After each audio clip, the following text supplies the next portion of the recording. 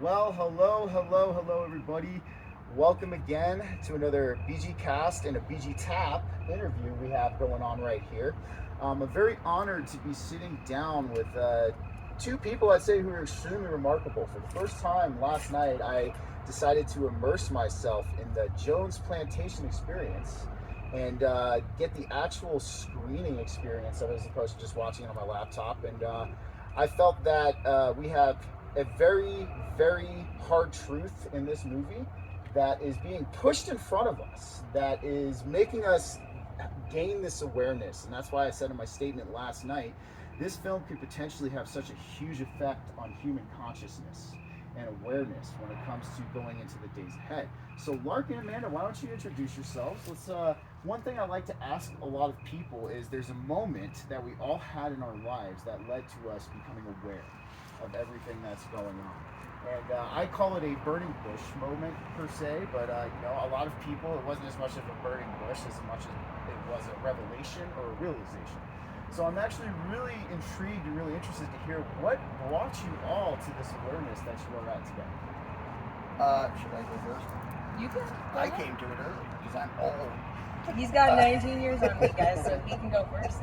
Go first. So there wasn't one particular thing for me. I was back when I was conservative, constitutionalist, libertarian leaning, like 20 or basically 30 years ago. I like to debate, I like to argue, and it's more fun arguing when your own position isn't self-contradictory and incoherent. So I would argue, and then I would notice places where I thought my own position didn't really make sense. Like I would be like, you don't have the right to tax me to fund something I don't like, but for some reason I have the right to tax you to fund stuff you don't like. Like, well, I want a police force and a military, and it was like, no, I don't have the right to do that if they don't have the right to do it to me. And so me and Tessa, my first wife, went back and forth talking about it, and we both sort of, without knowing anybody else that wasn't political, we knew a bunch of libertarians and stuff, but we fell off the political spectrum by whittling down government to the ideal government and figuring out that's not government anymore, that's just people doing stuff. They don't have special powers, they don't have special rights, they don't have authority. They don't write laws. They're just any more than I could just say, oh, I'm imposing a law on you. I was like, what? You're just a person. Shut up. And so figuring out that the ideal form of government isn't government, I sort of accidentally fell into realizing, oh, wait, there's a term for that makes me an anarchist. A scary term for it. The less scary term is voluntarious.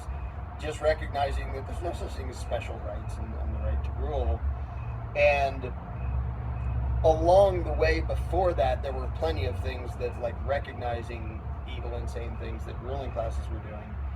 And it was actually a relief to me because it's so easy for people who recognize that so many nasty things going on in the world as a result of authoritarian power and government and the warmongering and like everything under the sun, and feeling like how on earth could normal people ever hope to do anything about that? And it made me so much more optimistic to come to the realization there isn't some giant Sauron evil empire we need to overthrow.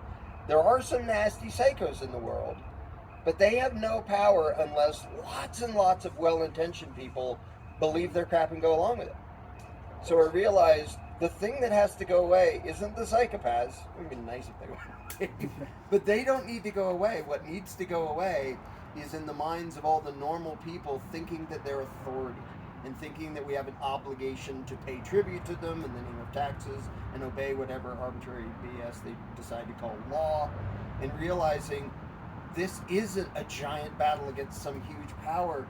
It's a battle against the stupid lie. And when enough people figure out that's just a stupid lie, they don't have armies.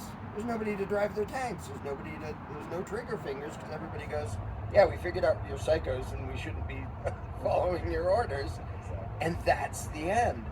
And so to realize it's just a conceptual battle rather than, Darth Vader or something that we have to go defeat was very encouraging to me.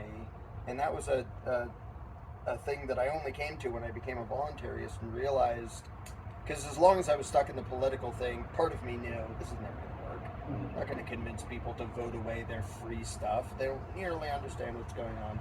So that was frustrating, and then it was so empowering to realize, oh, we don't have to win over the system. We have to get people to recognize that system doesn't matter. When all of us go, yeah, we're done going along with that, they don't even have enforcers, much less law-abiding taxpayers. They're nothing without the lie. I'll take that further. The more individuals in your own personal life that surround you have that breakthrough, the freer you are. So if you're surrounded by a whole neighborhood of people that have your back against any authority because they've all broken through that bullshit line, you're 1,000 times freer than you were a second ago, because if you a second ago you didn't know any of those people or had your back and they actually didn't, and you found out they didn't, then if you're on the wrong end of authority and authority comes for you and says, you're the bad guy, they're all gonna, have that belief system in their head and reinforce it. But if they're all on your side, you're probably already prospering and doing better because you're trading with these people and you're reinforcing each other and you're helping each other out against the bad guy and to help create a defense against that and to help insulate each other against that. And so I watched that happen in this community because this community exploded in the last few years and now we're reinforcing each other. Do you want me to answer that question as well? How you got there? How I got there? We'd like to hear your realization. And also how you the two of you met, because a lot of libertarian-minded guys, there's plenty of us. There's not too many. Not many. Not as many women. Women are the It's getting to be more. If you go to like the bigger events, it's like the first Anarchapulcos I went to. Everyone jokes that it was a sausage fest, but then like I would say by 2018 when it exploded, it was like at its peak at like 3,000 people. It was almost 50-50, and that was the closest I've ever seen to see a pretty even. There's something very important about that. But yeah, but the feminine thing's growing. But for me, it was much later than him. I actually became anarchist not because of him, and even before I met him, I was with my ex-husband, and actually at the time I wasn't really aware of ways in which I had gotten myself into a not very anarchic or autonomous relationship even with that man. And I would later realize it. And I had this belief from my upbringing, from my Christianity, that Christ was something called the way, the truth, and the life. But the way that my brain had interpreted that at the time was that means that if you actually seek truth, you're seeking whatever this Christ consciousness is. They're the same thing. That's how I interpreted that. So I figured out that was the linchpin in my brain, because what happened was that my ex asked me at some point, he said something like, how do you actually know for sure that like the moon landing really happened? And it was just a question, like, how do you know for sure or something?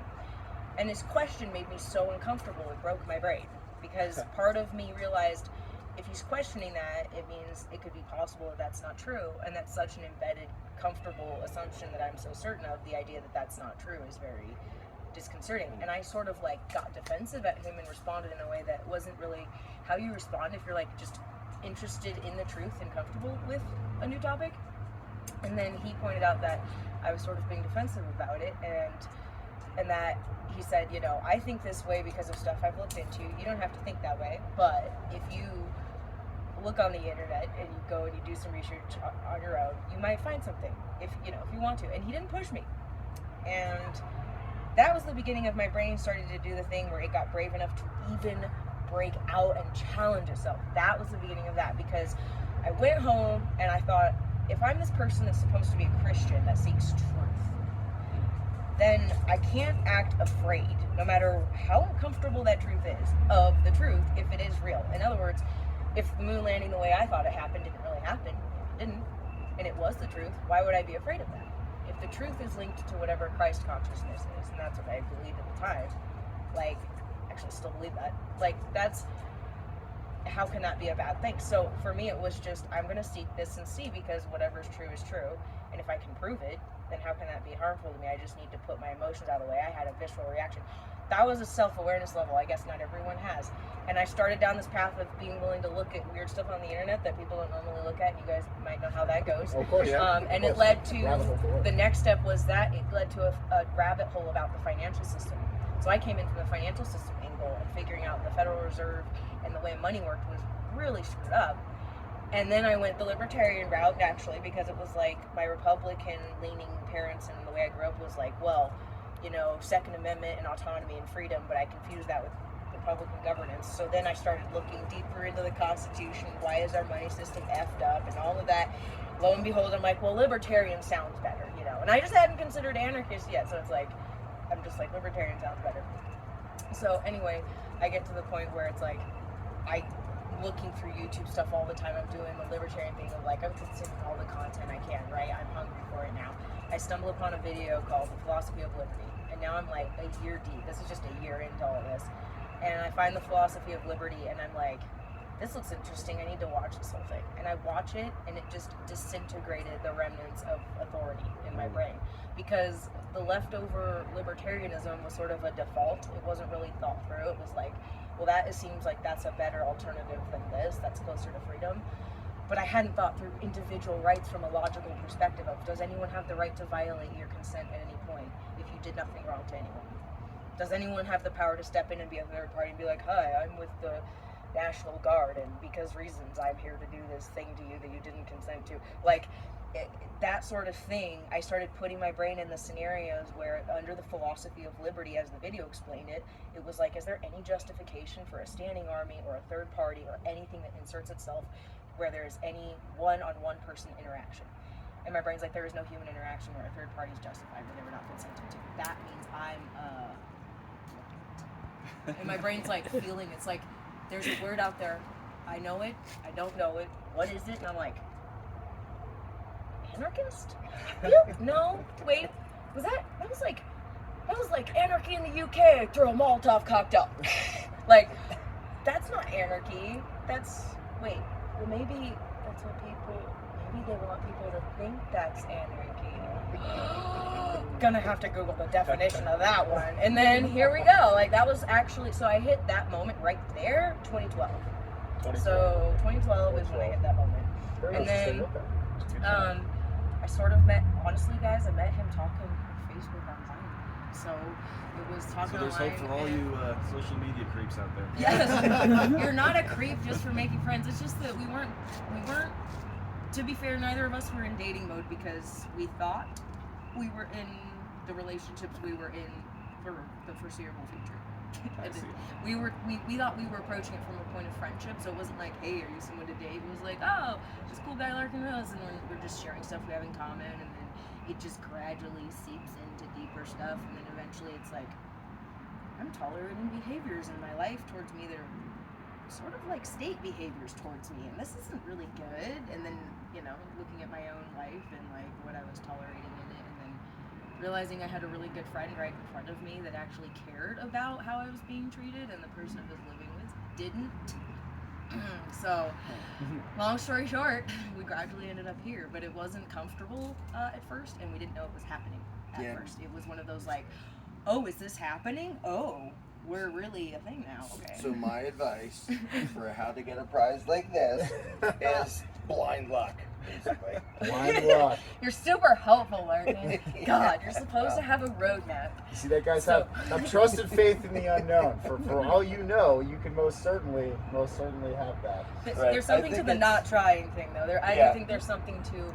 I think dating has gone wrong partly because dating has turned a little bit too predatory, and it doesn't even mean to be that. It's just because people are in I'm gonna buy a car mode instead of what is there out there worth appreciating, and how can I see it, if it's worth my time to continue appreciating it day by day. And that's sort of, you find somebody that's worth continuing to appreciate, and you unpack them, not like you're searching for a checklist and you need to buy a car that fits your demands. It's like, okay, we approach property that way.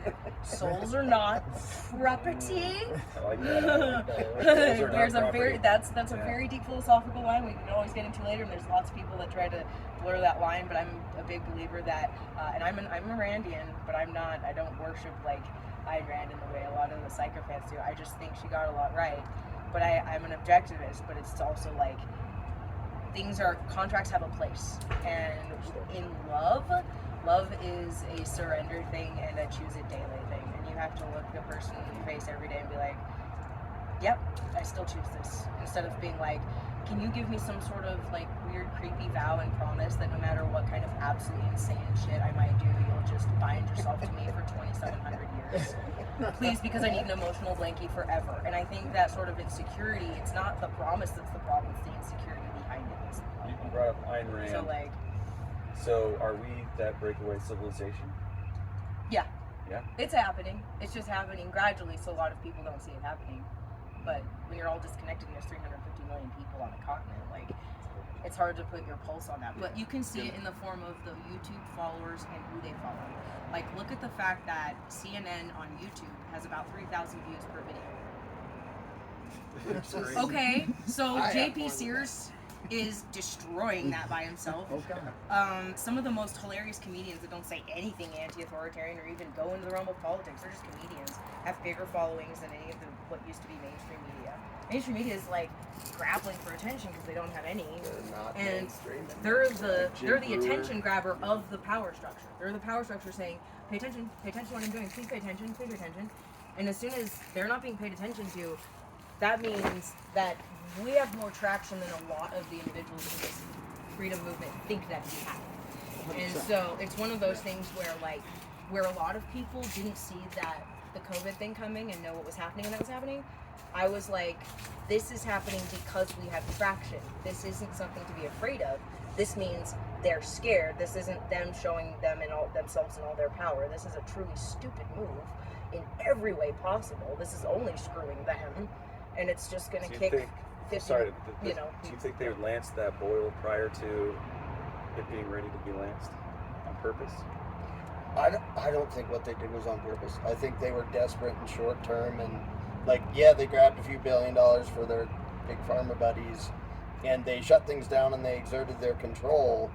But in the long game, that doesn't do them any good. And they used to, the tyrants and their propagandists used to be way better than they are now. And the fact that they created enemies out of millions of their devout, obedient, faithful followers who I'm proud to be a law-abiding taxpayer and I do as I'm told and I live by the rules. And the dumbest thing a tyrant can possibly do is teach his subjects how to say no.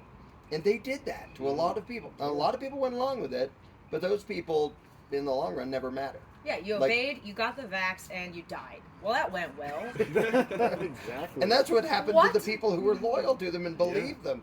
Well, the people who are we're not going to do that. We're not doing this, we're not doing that, we're not shutting down, we're going to keep treating, we're going to keep meeting. And they did fine. Was it serendipitous? What was the strategy behind that? You say it was just happenstance, just chaotic. What do you think about that? I think they're actually losing it. And I know a lot of people, and I understand this, are worried enough that they jump to was this planned? Is this all part of their plan? Because of course they plan lots of things and they conspire. I think they're losing their marbles. I think they're actually competent propagandists left a few years ago, because I see my first book was called How to Be a Successful Tyrant, and it talks about the divide and conquer and the mind control and the propaganda and all that.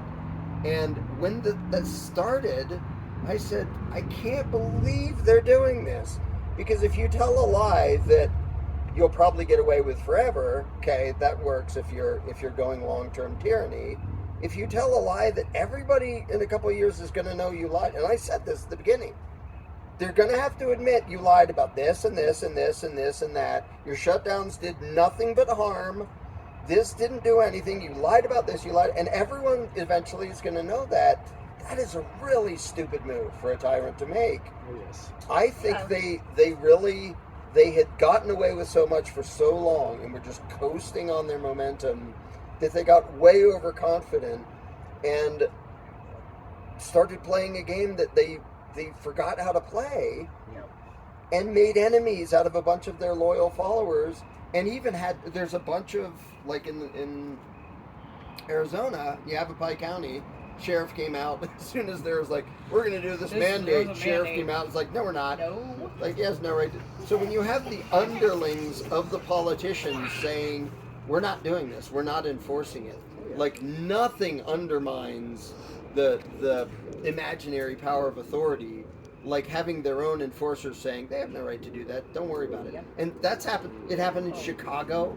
about something. It just happened in New Mexico where we're going to temporarily pretend the Second Amendment doesn't exist. And a gazillion of the sheriffs said, yeah, no, we're not. We're not doing that. You don't have to go along with it. We're on the receiving end of having to enforce that, and we know how that's going to go for us. We'd like to not die, so we won't be enforcing that. And this is why it comes back to America being the heavily armed populace matter. Like, this is why, to give credit to all the people that harp on the gun stuff, as much as people on the left have never liked that, the guns matter, guys, because it's like you need the guns to defend yourselves. Because as long as authority at least knows that's there, that's the last line between their freaking conscience and you being violated, and them going, at least today I'm rejecting this for no other reason than I'm a coward and I don't want to die today, so I'm not going to assault this person. And like, if we're armed, then that's like the first step to we can now take steps to reinforce each other and do things together, and like have commerce and do all of that. Because what are they going to do? Like, come out and be like, you guys all can't do that? And it's like that's like when in Dallas they did Feed the Need, because it's legal in Dallas to feed the freaking homeless. So 150 anarchists went outside openly armed, heavily and fed the homeless, and the cops just drive by looking at them like, what are we gonna do? Because they're literally, like, there's a video of them, they're like strapped, like it's like an ARs on their freaking back, and they're like handing out tents, and they're arming the freaking homeless. They're like giving them knives and stuff like that, because cops will like harass the homeless and beat them up, or like physically try to kill them or move them off the streets or something. So like this is it's a great example of how, like, if there's enough numbers, it doesn't matter that some a-hole over there, psychopath, said some BS over a loudspeaker and said, I'm gonna do this. It's like, that's cute. Try. And I think that's where we're getting to that point. There's enough of us in pockets that we're reinforcing each other. So there's enough of us in areas where we can be like, that's cute, try. Yeah. And then they don't, because they're like, oh. But the machinery of guns, like, as important as that is, that doesn't do anything without the attitude, without the mentality. Yeah. Exactly. And I know a lot of people are, like, leaving the U.S., and again, I understand where they're like, this is getting ridiculous, I'm leaving.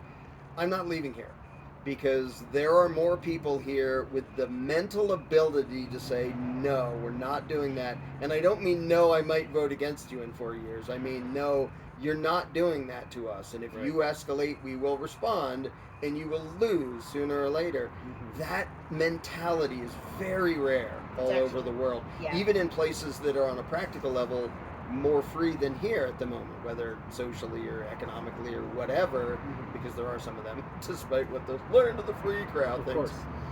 But the mentality of the people isn't necessarily that. It might be bureaucratically, practically more so free. Right. It doesn't mean the mentality of the people in those other countries is. But I mean, a fine example was the beginning of COVID. There's lots of people that, this was so horrible, it made all those people obedient. I was like, no, it just showed you they were obedient. Mm-hmm. They were already of that mindset. They were already. It didn't make anything worse. It made it more obvious, and it showed that even though lots of people went along with it, there are a number of people, and they're not all voluntaries. There's the conservatives and there's people across the spectrum who at some point they're capable of saying, no, we're not doing that. We're not playing. You get like the guy who owns the gym in New Jersey of all places, might be in North Korea, saying we're not shutting down. And there's the drama there, and there's drama Texas. And just that example, I mean, without giving a psychology lecture here, if everybody knows the Stanley Milgram experiments of obedience to authority, to me, some of the most important things of his findings weren't just the overall thing, but what makes that not happen. And one of the main things that counters that is if somebody sees somebody else going, this is wrong and I'm not doing that, a huge percentage of people will then go, yeah, me neither, but they won't be the first. And so when you have something like this happen and they see other people stand up and go, I'm not doing that. Like, you can threaten me all you want, I'm not doing that. That is the trigger that makes lots of normal people able to go, yeah, I'm with him. This is screwed up. And immediately you can have a population that was really easy to control turn into, pitchforks, torches, cocktails, everything. Yeah, just in a heartbeat. If you just have somebody who's willing to say, I'm not doing that, and I don't mean I'm going to beg you to change your laws or vote for somebody else. You can legislate and command anything you want. I have a line where you're not doing this, and I will do anything it takes to stop you. Up to, like, you kill me or you don't do this. Those are the options, but either way, I'm not going along with it. And that mentality is the foundation of freedom. Because that is a human being saying, I don't belong to you. I may go along with certain things so your thugs don't beat me up, which, almost all of us have to do in certain situations, but I have no obligation to go along with any of this. I own myself. You don't own me. You're some blathering, power-happy idiot. And there are certain things that I will not go along with, even if my life depends on it. And that attitude is absolutely necessary. And there's so many people who can get offended at look at this corruption, this thing, and I'm like, okay, what are you going to do about it? Are you still funding it? Are you still voting for it? Are you still going to comply? Is there some point at which you're not going to comply? Because if there's no point at which you're going to go, this is the line, this is it, I'm not going along with it anymore, then you're just sort of a whiny slave. Exactly.